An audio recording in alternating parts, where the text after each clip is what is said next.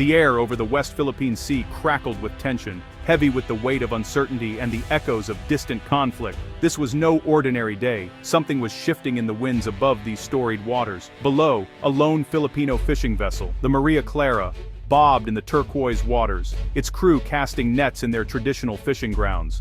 For generations, these fishermen had relied on the sea for their livelihood, their families' futures tied to the bounty beneath the waves. Suddenly, the roar of jet engines shattered the calm, slicing through the gentle rhythm of the waves and sending a jolt of fear through the hearts of those below. Two foreign fighter jets screamed overhead, circling the small wooden boat like sharks, their presence a menacing reminder of the power imbalance in these contested waters. The Filipino fishermen could only watch, feeling utterly exposed and helpless. Their hands, skilled at hauling nets, now gripped the boat's edge in silent anxiety, eyes searching the sky for any sign of hope or protection. This was not a rare event. It was happening with alarming frequency, a stark reminder of a nation's vulnerability. Each encounter chipped away at their sense of security, turning daily work into a dangerous gamble. The Philippine Air Force was flying aging aircraft, outmatched and outnumbered. Decades-old jets struggled to keep pace with modern threats, their pilots forced to make do with what little they had. Defending over 7,000 islands felt impossible. The vastness of the archipelago, with its countless coastlines and remote communities, stretched the nation's resources to the breaking point. The skies above their sovereign waters had become a stage for foreign powers to flex their muscles, each flyby a message that the Philippines could not ignore. Brave pilots faced a massive technology gap, patrolling vast areas with outdated planes. Their courage was unquestioned, but their tools were relics of a bygone era, no match for the advanced aircraft they faced.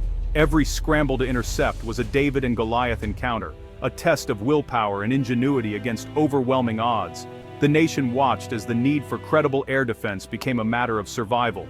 In living rooms and public squares, Filipinos gathered around televisions, anxious for updates, hoping for reassurance that their skies would be protected. The fishermen didn't need speeches. They needed to see a Filipino jet in the sky. That sight alone would mean safety, pride, and the promise that their government stood with them. This urgent reality finally forced dramatic change in Manila, setting the stage for a historic transformation. Leaders could no longer ignore the call. The nation demanded action, and the world was watching. The roar of those foreign jets was an insult, but it sparked a fire for change. From the halls of power to the smallest fishing villages, a new resolve was born, a determined nation to reclaim the skies and secure the future for generations to come. For decades, the Philippine military's dream of modernization was trapped by its own laws. Despite the urgent need to upgrade, the system itself became the biggest hurdle, keeping the armed forces stuck in the past. The biggest obstacle? A rule that forced the government to pay for big-ticket items in full within a single year. This meant that any major purchase, whether it was a fighter jet, a warship, or advanced radar, had to be paid for all at once, no matter how expensive. Imagine buying a house, but the bank demands all the cash up front. Impossible for most. For the military, this rule made it just as impossible to buy the modern equipment they desperately needed. This made acquiring modern fighter jets nearly impossible. Even when the need was clear, the budget rules kept the Air Force grounded, unable to compete with regional neighbors.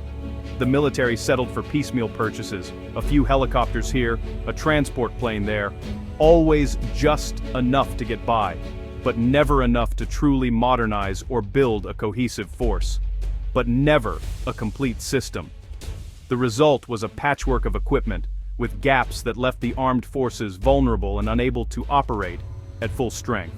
Jets arrived without support equipment, spare parts, or even the tools needed for maintenance, or weapons, like buying a race car without tires or an engine. The military had the shell, but not the means to make it work. The result, a mismatched collection of equipment, a logistical nightmare that made maintenance and operations a daily struggle. While neighbors acquired advanced fighters and built modern air forces, the Philippines struggled just to keep Vietnam-era planes flying, always a step behind. The old laws, meant to ensure fiscal discipline and prevent corruption, ended up grounding the nation's air power ambitions, locking the military in a cycle of underperformance.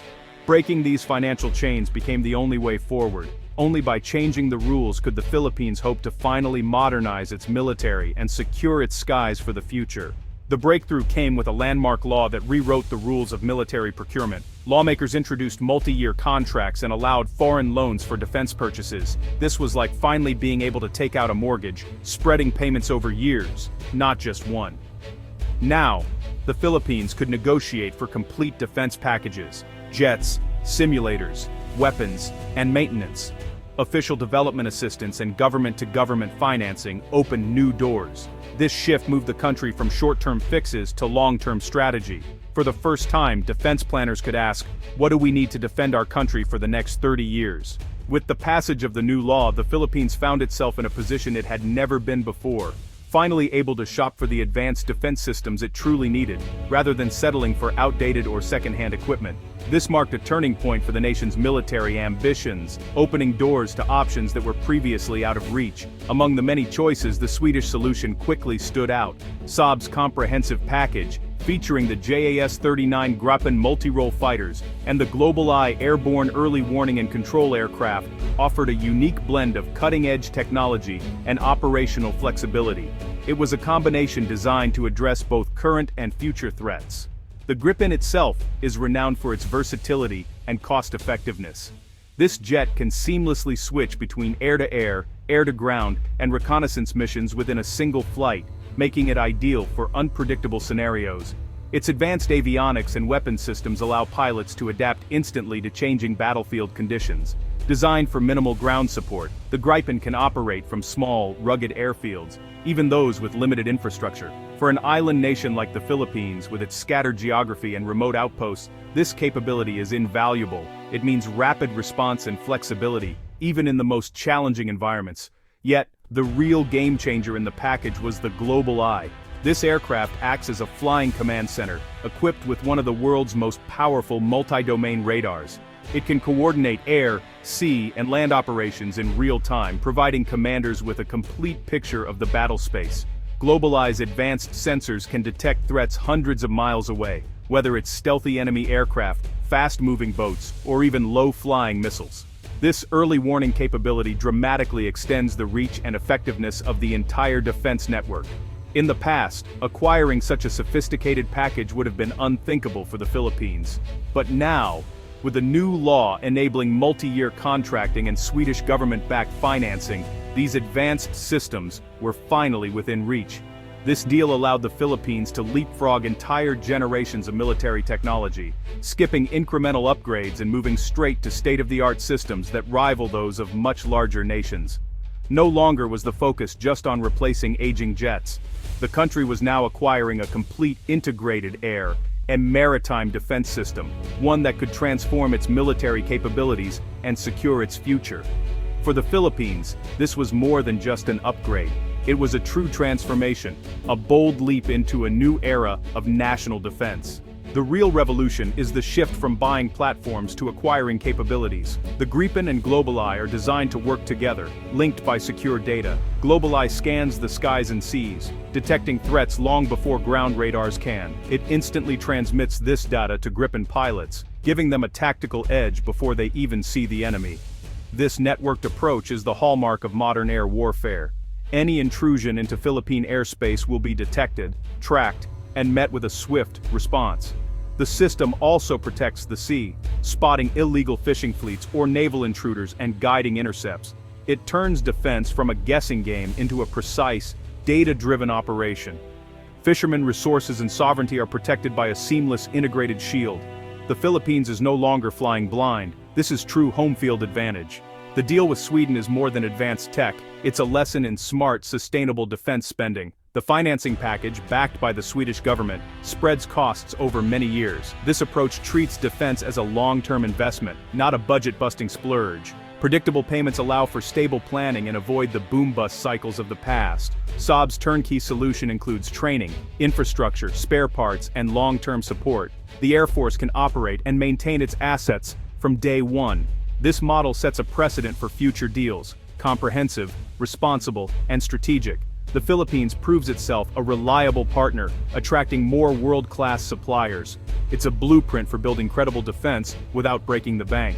Acquiring Gripen and GlobalEye is just the beginning. True modernization means investing in doctrine, leadership, and teamwork across all armed forces. The arrival of networked systems demands new tactics and procedures. Old playbooks are obsolete. Commanders must champion innovation and joint operations, breaking down silos between branches. Success depends on seamless coordination, Air Force, Navy, and Army working as one. Infrastructure is essential: hardened shelters, secure networks, and modern maintenance depots. These investments sustain air power for the long term. The new laws make it possible, but disciplined planning is key. Building a modern Air Force is about more than hardware. It's about creating a robust, adaptable ecosystem. The transformation is underway.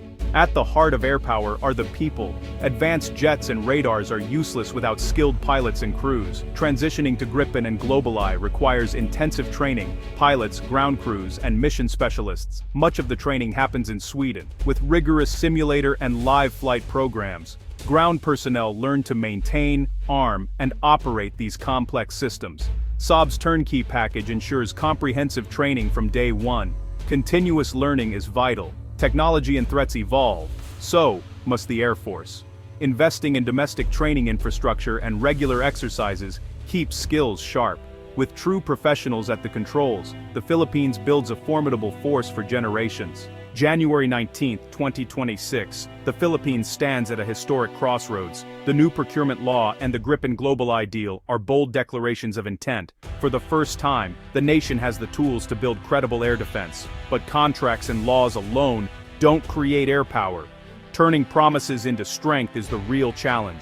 This journey demands focus, discipline, and national commitment. Success will be measured by the confidence of fishermen, the professionalism of crews, and seamless military coordination. The transformation requires a whole-of-nation approach. The opportunity is here. Now it's up to this generation to deliver. With sustained investment and relentless training, the Philippines can finally secure its skies and seas.